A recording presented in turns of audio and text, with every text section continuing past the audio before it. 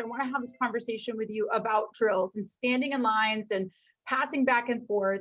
Can you, like, for once and for all, just kind of talk about the big picture of why that might not be the best environment for kids to acquire skill?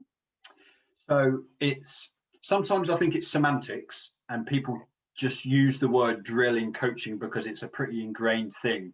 Um, I, I've been working with the coaches here to use the term games, because kids love playing games, and sometimes they associate a drill with something not so good, the military or the dentist, stuff like that. So, but drills in the sense of kind of the practice type, they're not bad. Okay, so let's just kind of get away from thinking that they're bad. They're not bad. They have a place, but you have to understand what you gain from it and what you trade off by doing it. So if you and I stood 10 meters apart and we passed a ball to each other, that will be what we call a block practice or an isolated practice. Now, we might get lots of repetition, so we might get a lot of goes, but the trade-off is quite a long way from the game, and it doesn't really look like the kind of skills that players use in a game. So that's the trade-off.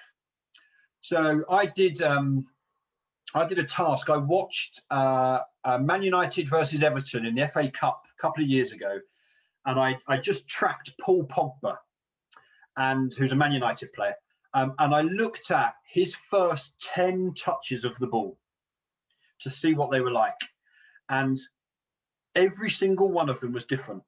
The ball had travelled a different distance to him. The defender was coming from a different space. Sometimes he had loads of time, sometimes he had no time. Sometimes it was right foot, sometimes it was his left foot, sometimes it was in the air. Every first touch was different. So this is then the difference between the two things. If we just pass a ball flat along the floor, that doesn't look like Paul Pogba's first 10 touches. Mm-hmm. So what we want to do is try and, if you then move towards more variable practice, there's more decision making. So if we now pictured me and you passing to each other in an area, but we're running around an area passing to each other, now the length of the pass is different because it might be over different distances. My passing is not very good because I'm only 5, so it's going to bobble up a bit to you. So it's going to be slightly different every time. But if we've got other pairs moving around the practice doing the same thing, all of a sudden somebody runs between us. I can't pass it. I've got to stop the ball. Mm-hmm. I've got to make a decision because I've seen somebody else. Now I'm going to pass you the ball. Yeah. So we bring in lots of different information sources.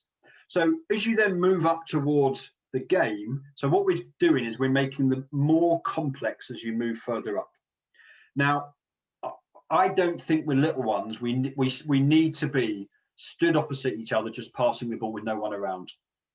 You can get that in amongst lots of people moving about. But all I would do would just focus on you because that's our task. Mm-hmm. We wouldn't worry about anybody else. So drills aren't bad. You just have to recognize what you get and what you trade off. So you might get a bit of repetition, but that doesn't look like the game. Mm-hmm. And we also know from research that the transfer from an isolated practice, from a drill like that, into the game is a lot harder, and long-term retention is not great. And I'll give you an example from a different sport. So if I go to the golf driving range and I hit a 7-iron 150 times, my 7-iron's probably then quite good. But I then go onto the golf course, that doesn't look like what I've just done on the driving range, because I might hit a driver, then I might hit my 7-iron, then I'm probably going to hit 4 putts because my putting's not very good. But in between, I've got 150, 200-yard walk. Mm-hmm. And then it might be another 8, 10, 12 minutes before I hit another 7-iron. And I've hit another 4 clubs in between. Mm. So the transfer doesn't look like the game. So all we're trying to encourage coaches to do is think about what the game looks like, then break it down in numbers so there's less decisions, but get them to practice things that look more like the game.